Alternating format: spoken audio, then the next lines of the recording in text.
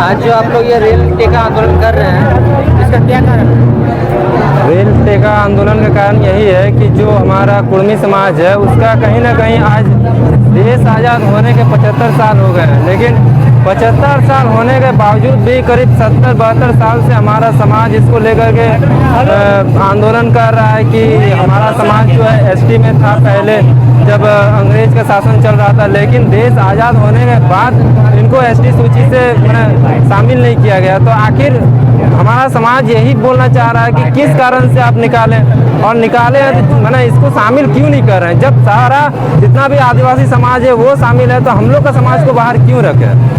तो वही हम लोग का समाज जो है मुख्य मांग यही है कि जो हम लोग का कुर्मी समाज है उसको एसटी में शामिल किया जाए और हमारी जो मातृभाषा कुर्माली है उसको 8वीं अनुसूची में शामिल किया जाए। इस तरह जो आप लोग रेल टेका आंदोलन कर रहे हैं, जिससे रेलों को काफ़ी नुकसान पहुंच रहा है, क्या ये नुकसान पहुंचने से आप लोग का आंदोलन पूरा हो जाएगा? देखिए, रेल रोकना एक माध्यम है कि हम लोग सरकार को मैसेज देना चाहते हैं कि हमारे मांगों को पूरा किया जाए। हमारा कोई ऐसा मंशा नहीं है कि हम सरकार का करोड़ों अरबों का संपत्ति नुकसान करें। हम लोग भी इसी देश के नागरिक हैं, हम लोग कोई देश का बाहर का आदमी नहीं है। तो जो देश को चलाने वाले सरकार है उसको हमारे बारे में सोचना चाहिए कि आखिर ये लोग ऐसा सिचुएशन ही क्यों आ रहा है कि ये लोग रेल रोक रहे हैं।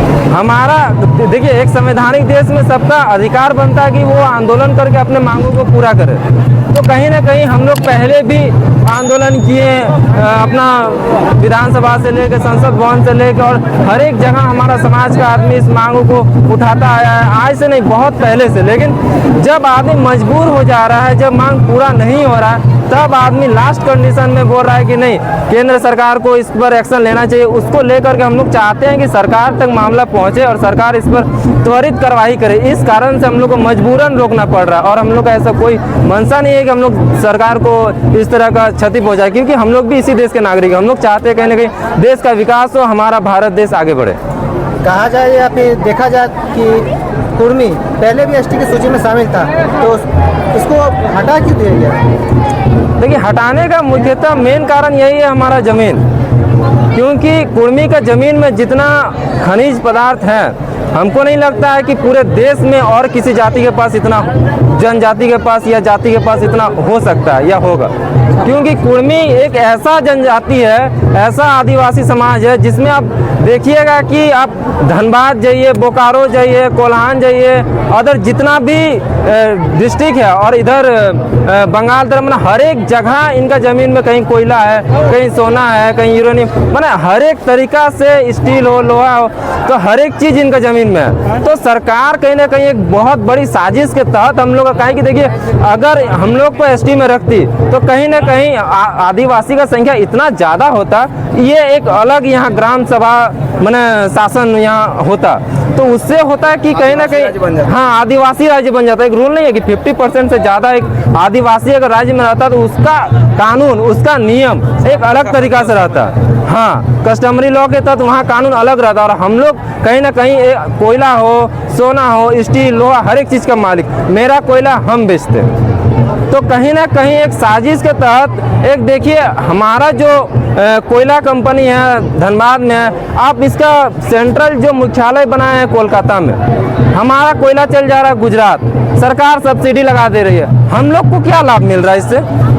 हम लोग को तो ज़मीन का मुआवजा तक नहीं मिल पा रहा है। तो कहीं ना कहीं आप देखे होंगे अभी जो गोंदुड़ी मामला में ज़मींदोज हो गया, कहीं ना कहीं ये सब एक साजिश के तहत कि यहाँ का समाज को कैसे दबाया जाए, यहाँ का समाज को कैसे कमज़ोर किया जाए। आज देश आज़ाद होने के बाद आप देखते जाइए कितना सरकारी नौकरी है, स्टेट गवर्नमेंट हो या सेंट्रल गवर्नमेंट का, कितना हमारा आदमी गया।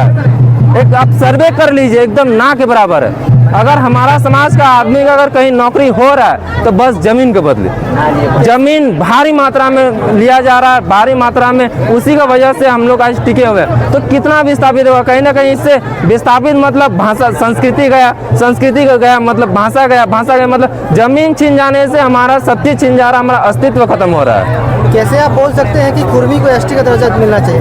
क्या काहे मिलना चाहिए? क्योंकि लगभग जितना भी इनकी संस्कृति परंपरा है सब प्रकृति से जुड़ा हुआ है। जैसे हम लोग का मुख्यतः ग्राम पूजा होता है, अभी देखिए करम पर्व चल रहा है, ये सब सारा जितना भी है एक आदिवासी कल्चर का, आदिवासी कल्चर में जो टर्म एंड कंडीशन रहता है विशेष भूभाग में रहना।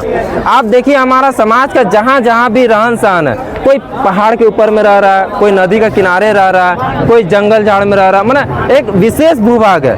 कोई ऐसा जगह नहीं है जहाँ से आप मना कहना चाहिए। और दूसरा संस्कृति में भी आप देखने जाइएगा तो इसका जितना भी है ग्राम पूजा में कोई देवी देवता आपको मिलेगा नहीं, एकदम गाछ रहता है, गाछ का नीचे आपका घोड़ा इस सब का रख करके वहाँ बलि चढ़ा करके पूजा किया जाता है। करम पर्व में जैसे भी डार गाड़ के पेड़ पौधा, तो जितना भी रीति रिवाज है जो हम लोग का 12 मास में 13 पर्व बोला जाता है वो कहीं ना कहीं प्रकृति से जुड़ा हुआ, कहीं ना कहीं इसी मन हम लोग का पर्व त्यौहार को देख के ही अंग्रेज हम लोग को एज अ ट्राइबल माने थे कि हम लोग ट्राइबल हैं। तो कहीं ना कहीं जब अंग्रेजों ने जितना भी सर्वे हुआ 1901 से लेके 1891, 1901, 1911, 1913 का गजट नोटिफिकेशन, 1931 का जो नोटिफिकेशन है और जितना भी है सब में हम लोग ट्राइब है। लेकिन सरकार का एक सोची समझी साजिश के तहत कि यहाँ बहुत ज़्यादा खनिज पदार्थ है, अगर इसको ट्राइब में रखेंगे, स्पेशल आरक्षण में रखेंगे तो इनका ज़मीन लेने में हम लोग को समस्या आएगी। इस कारण से यहाँ के राज्य को सबसे पहले तो आप देखे होंगे कि जो झारखंड राज्य ही मिला है बहुत मुश्किल से, बहुत बलिदान के तहत मिला है। और मिलने का बस यहाँ के आदिवासियों को एक अलग राज्य नहीं देने का एक ही कारण था कि यहाँ के जो जल जंगल जमीन में जो खनिज पदार्थ है इसको छीनना। राज्य बनने के बाद भी अगर अधिकार नहीं मिल पा रहा है तो इसका मुख्य कारण कहीं ना कहीं यही है कि यहाँ का जो जमीन है वो सुरक्षित नहीं है। जिस दिन हमारा जमीन सुरक्षित होगा, जिस दिन हमारे लिए स्पेशल कानून बनेगा, कहीं ना कहीं हमारे समाज का हर एक युवा आगे बढ़ेगा। और अपना परिचय दे देंगे। खेमलाल महतो, किसान नेता।